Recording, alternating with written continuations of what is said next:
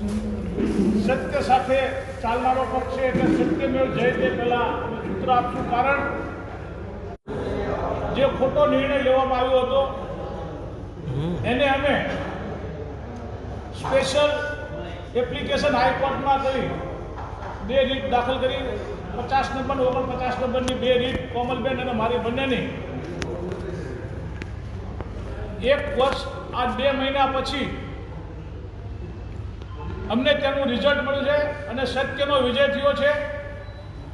એટલે હું પહેલા તો માન્ય નામદાર તેમને આપવામાં આવેલા અધિકારો